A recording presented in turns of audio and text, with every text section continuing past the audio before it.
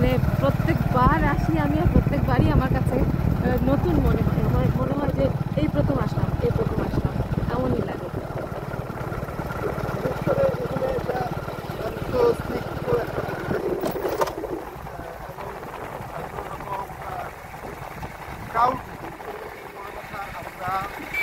আশেপাশে ঢাকাতে যে সমস্ত দর্শনীয় স্থান শ্রীমঙ্গলে যে লাউয়াছড়া যে পার্টি আছে, ইকো পার্টি, সেখানে কিন্তু অসংখ্য মানুষের শ্রীমঙ্গলে অনেকটা আমার এলাকা হয়ে কিন্তু প্রচুর দর্শনার্থীদের ভিড় পায়। এই জায়গাটার একটা বৈশিষ্ট্য হচ্ছে এখানে যেহেতু এটা প্রাইভেট প্রপার্টি, যার কারণে দর্শনার্থীরা খুব একটা আসার সুযোগ পায়। কিন্তু একদিকে যেমন ভালো লাগার একটা বিষয়, নিরিবিলি পরিবেশে সময় কাটানো যায়।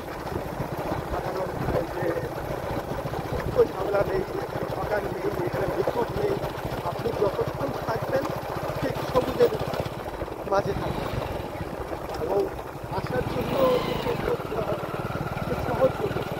সম্পূর্ণ দেখতে এমন একটা অবস্থান আছে যে এখান থেকে রেলওয়ের মাধ্যমে আপনি যেতে পারেন। তারপর বাই রোডে তো আপনি এখন প্রাইভেট গাড়ি নিয়ে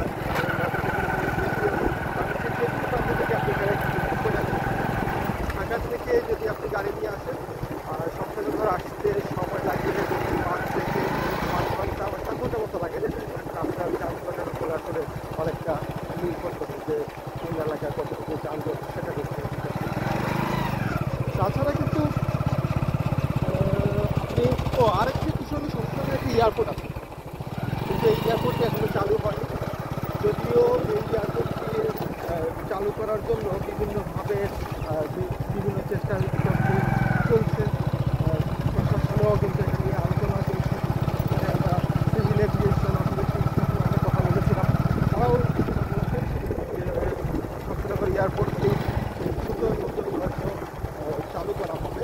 যেহেতু বাংলাদেশের বেশ কয়েকটি পরিচিত এয়ারপোর্ট ছিল সামনে থেকে, যেগুলো তাদের শুরু সেইগুলো আবার পুনরায় সংস্কার করে চালু করার একটা প্রক্রিয়া আছে। সেইগুলো যদি সম্ভব হয় এবং শক্তিনগর এয়ারপোর্টটি যদি চালু হয়, তখন ঢাকা থেকে মাত্র 20 থেকে 25 মিনিটের মধ্যে কিন্তু যে কেউ কিন্তু আসতে পারে। আমরা একটু সামনের দিকে দেখাই। সামনের দিকে আমরা দেখবো যে সবুজ চা বাগান,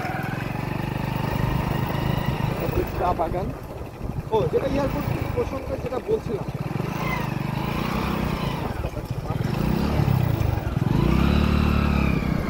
একটি গর্তের মতো ছিল। এয়ারপোর্টটা যদি চালু হয়, বিশেষ করে এখানে সাধারণ যারা দর্শনার্থী আছে বা প্রিয়জনে যারা প্রয়োজনে অনেকে আসতে চান কর্মসংস্থানের জন্য বা অল্প সময় করে আসতে চান শ্রীমঙ্গল যেহেতু দর্শনীয় অসংখ্য কটেজ আছে এবং যদি দেখাই শ্রীমঙ্গলের পর্যটন যে এলাকা, সেখানে লেক যেমন আছে, ঝর্ণা আছে, আসাম ঝর্ণা নামের ঝর্ণা আছে, নাবিকদেরও আছে, সব কিছুই কিন্তু এই শ্রীমঙ্গল এবং মণিবাজারকে এই কেন্দ্র করে এই জেলার মধ্যে। তো এয়ারপোর্ট চালু হওয়ার জন্য বা চালু করার জন্য এখানে সাধারণ মানুষের অনেক চাহিদা, পর্যটকদের মধ্যেও চাহিদা আছে। যদি চালু হয় তাহলে আরও সহজে কিন্তু আসতে পারবে।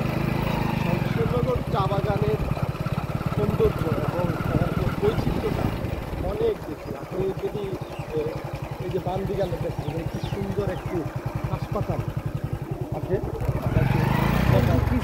এখানে একটা এই যে কৃষ্ণচূড়া এবং সুন্দর কৃষ্ণচূড়া ফুটে আছে।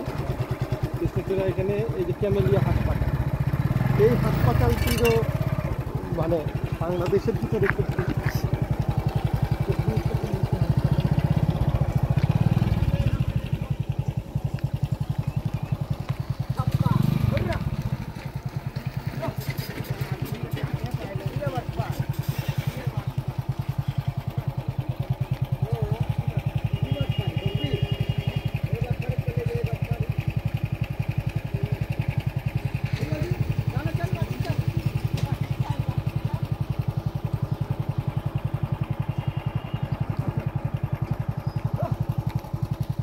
সাথে প্রকৃতির যে অপরূপ সৌন্দর্য, এই যে ফুল ফুটে আছে, কৃষ্ণচূড়া ফুটে আছে, অসাধারণ কৃষ্ণচূড়া। কৃষ্ণচূড়া কোথায়?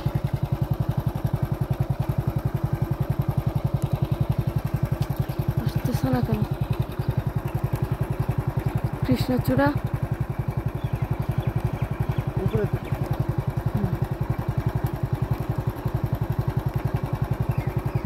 বিশিষ্ট দিনে আবার খাবার।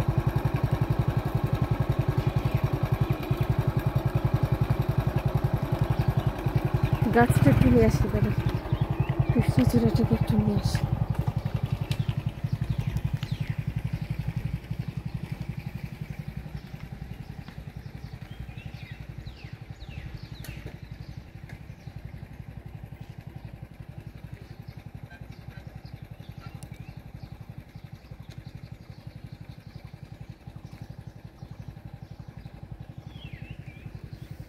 সোনালু, সোনালু ঝরে আছে।